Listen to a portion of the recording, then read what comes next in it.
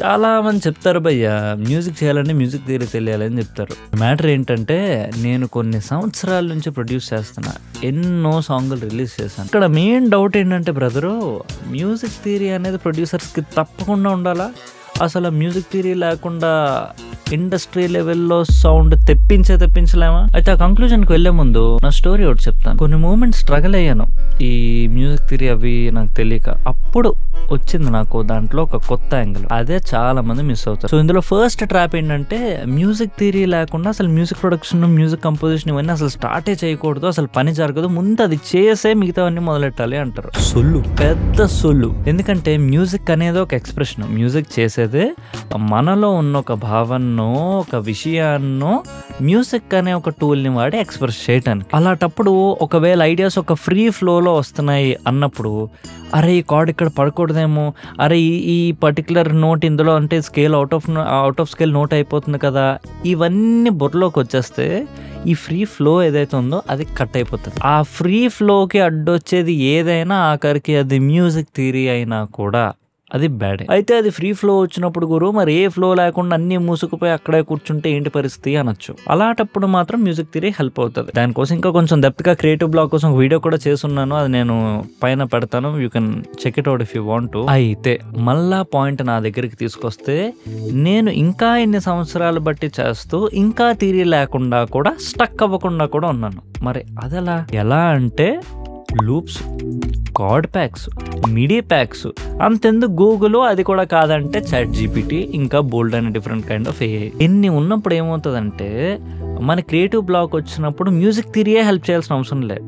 ఈ card packs help చేయొచ్చు, loops help చేయొచ్చు, ఇంకా బోల్డ్ రకాలు మనకి హెల్ప్ చేస్తూ ఉండొచ్చు. ఇప్పుడు for example relative major of F minor నాకు తెలియదు అది ఎలాగా అనుకుంటే ఒక విధానం మ్యూజిక్ థియరీ గుర్తుపెట్టుకోవడం, మరొక విధానం సింపుల్గా గూగుల్కి వెళ్ళి కొడితే ఫట్మన్ వచ్చేస్తుంది, మ్యాటర్ డన్. సో ఈ ఏఐ టూల్స్ అవి వచ్చేసిన ఈ కాలంలోని ఈ మ్యూజిక్ థియరీ లేకపోవడం వల్ల స్ట్రగల్ అంత ఉండకపోవచ్చు, అసలు ఆల్మోస్ట్ ఉండదు. ఎందుకంటే ఏ స్ట్రగల్ వచ్చినా, ఫర్ ఎగ్జాంపుల్ ఇందాకన్నా కాన్సెప్ట్ ప్రకారం ఒక 4 కార్డులు వేస్తున్నాను, 3 కార్డులు బాగానే ఉన్నాయి, కానీ వర్స్ ఎండింగ్ లో వేస్తున్న ఈ కార్డ్ ఏదైతే ఉంది ఇది కొంచెం సింక్ అవ్వట్లేదే, ఇలా కార్డ్ వేయచ్చా, ఒకవేళ వేస్తే ఎలా కలపాలి, దాన్ని ఎలా రిజాల్వ్ చేయాలి, ఇటువంటి డౌట్స్ రావచ్చు. దానికి మ్యూజిక్ థియరీ రావాలి.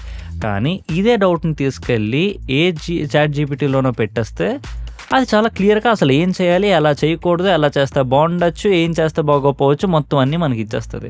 కానీ ఇక్కడ అసలేని ప్రశ్న అది కాదు. ఈ థియరీ ఇవన్నీ నేను ఇలా స్కిప్ చేసుకొని కూర్చోవడం వల్ల దానివల్ల నేనేమైనా పెద్ద ఓడబొడిచానా, ఏమైనా పీకైనా, ఏమైనా ఫ్రీడమ్ వచ్చిందా అంటే, మ్యూజిక్ థియరీని అవాయిడ్ చేయడం వల్ల పెద్ద ఫ్రీడమ్ రాకపోయి ఉండొచ్చు, కానీ కొన్ని స్టాండర్డ్ రూల్స్, ఇవి ఇలానే ఉండాలి, అవి అలానే ఉండాలనే కొన్ని స్టాండర్డ్ రూల్స్ ఏవైతే ఉంటాయో అవి అవాయిడ్ చేయడం అని కూడా అన్నాను, అవి తెలియకపోవడం వల్ల. ఎందుకంటే నేను ఇనీషియల్లీ చాలా రూల్స్ బ్రేక్ చేశానంటే అది నాకు వచ్చి కాదు, నాకు తెలియక రూల్స్ ఉంటాయని కూడా నాకు తెలియక. మెజారిటీ మీరు కూడా అలానే చేస్తూ ఉంటారు when you're starting out, right?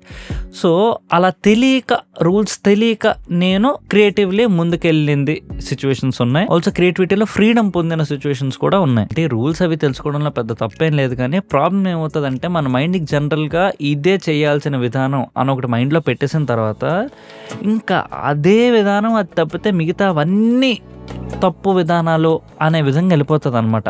న్యాచురల్గా మన మైండ్ దేనికైనా అలానే పనిచేస్తుంది, మన హ్యాబిట్స్కైనా, రిలీజన్కైనా, దేనికైనా అలానే పనిచేస్తుంది. And the same concept also applies to music. అయితే నేను ఈ మొత్తం ప్రాసెస్లో 2 మనుషుల్ని పాయింట్అవుట్ చేద్దాం అనుకుంటున్నాను. 2 మనుషుల్ని అనే 2 రకాల మనుషుల్ని పాయింట్అవుట్ చేద్దాం అనుకుంటున్నాను. ఈ ఫస్ట్ రకం రమేష్ ఎలాంటి అంటే, భయ్యా నేను మంచి మ్యూజిక్ డైరెక్టర్ అయిపోదాం అనుకుంటున్నాను, సో మ్యూజిక్ ప్రొడక్షన్ స్టార్ట్ చేద్దాం అనుకుంటున్నాను. అయితే దానికి ముందు ఫస్ట్ మ్యూజిక్ థియరీ ఫుల్గా క్షుణ్ణంగా నేర్చేసుకుంటాను, తర్వాత మ్యూజిక్ ప్రొడక్షన్ కూడా నేర్చేసుకుంటాను, దాని తర్వాత అనిరుద్ధ్ రవిచంద్ర అయిపోతాను, ఇంకా డామ్ డూమ్ అన్నట్టు. తప్పు. ఫస్ట్ మొదలుపెట్టు, నీకు ఎంత వస్తే అంతతోనే మొదలుపెట్టు, నీకు ఏమీ రాకపోతే ఏమీ రాని దానితోటే మొదలుపెట్టు. ఎందుకు అంటే ఇవన్నీ నువ్వు చెక్కబెట్టుకొని అక్కడికి చేరేటప్పటికి తెల్లారిపోద్ది.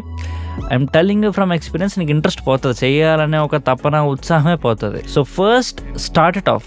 చేస్తున్న ప్రాసెస్లో నీకు సరదాగా ఉంటే నీ సరదాగా నువ్వు వెళ్ళి నేర్చుకో తప్పిస్తే అది నేర్చుకుంటే కానీ ఇది మొదలెట్లం అనే mind set is not gonna take you anywhere. ఇక రెండో రకం సురేష్. ఈడ ఎలా చూడంటే మ్యూజిక్ అది బాగానే వచ్చు, కాకపోతే నాకు మ్యూజిక్ థియరీ రాకపోవడం వల్ల నా సాంగ్స్ ఇండస్ట్రీ స్టాండర్డ్లో రావట్లేదు.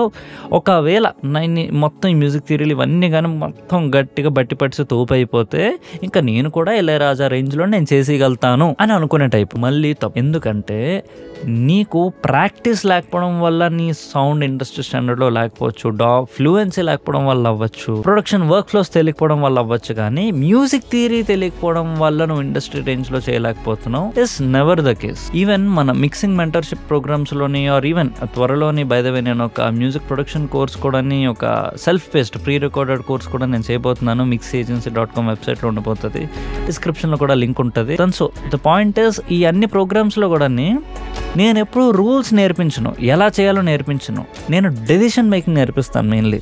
సో ఒక మంచి మిక్స్ రావాలంటే, ఒక మంచి సౌండ్ రావాలంటే, ఒక మంచిగా లేయర్ చేయాలంటే, మంచిగా అరేంజ్ చేయాలంటే డెసిషన్స్ ఎలా తీసుకోవాలి, ఏ బేసిస్లో తీసుకోవాలి, మనల్ని మనం ఆ డెసిషన్స్ తీసుకోగలిగేలా ఎలా తెప్పించుకోవాలి, ఇది నేను నేర్పించే స్కిల్ అనమాట. అయితే ఈ మధ్యలో ఈ ఫ్లూయెన్సీ అని కూడా ఎందుకన్నానంటే, మన బ్రెయిన్లో ఒక ఐడియా ఉంటుంది, అది చివరికి ఒక సాంగ్గా ఒక ఆడియోగా బయటికి రావాలి. వీటి రెండుటి మధ్యకి ఉన్న గ్యాప్ ఒకప్పుడు నొటేషన్, ఆ నొటేషన్ అది ప్రాపర్గా రాసి అంతా చేసి దాన్ని ప్లే చేయడం, ఇంకోసేపు ప్లే చేయించడం చేస్తే అది ఒక ఆడియోగా మారుతుంది.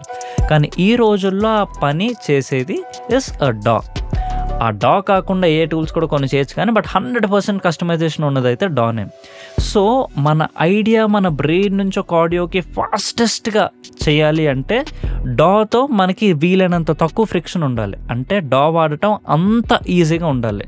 అంత ఈజీగా ఉండాలి అంటే డా ఫ్లూయెన్సీ, విచ్ మీన్స్ డాలో ఏవి ఎక్కడ ఉంటాయి, అది ఎలా వాడాలి అనేది మనం బాగా నేర్చేసుకొని అలవాటు చేసుకుంటే, జస్ట్ లైక్ ఇప్పుడు నాకు తెలుగు వచ్చు కనుక నా బ్రెయిన్లో ఉన్న ఒక ఐడియాని నేను తెలుగులో ఎంత ఫాస్ట్గానే కమ్యూనికేట్ చేయగలుగుతాను. నేను బ్రెయిన్లో ఒక ఐడియా తెప్పించుకొని ఇది తెలుగు సేయింగ్ హౌ అని అనుకోవట్లేదు కదా, ఐడియా రాగానే తెలుగులోకి నాకు వచ్చేస్తుంది.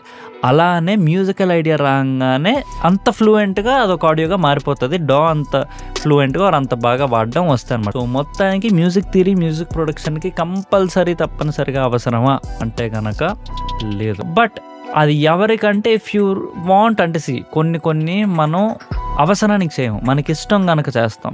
కొంతమంది ఒక ఫిలాసఫీ చదవచ్చు, అది ఫిలాసఫీ వాళ్ళు తప్పక చదవరు, వాళ్ళకి అది సరదా కనుక చదువుతారు. అలానే ఈ మ్యూజిక్ అనేది అసలు ఎలా వర్క్ చేస్తుంది, హౌ డస్ మ్యూజిక్ వర్క్, ఏది ఎలాంటి ఇంటర్వెల్స్ ఉంటాయి, స్కేల్స్ ఏంటి అని తెలుసుకోవాలని ఒక కుతూహలం ఉంటే please go learn the music theory.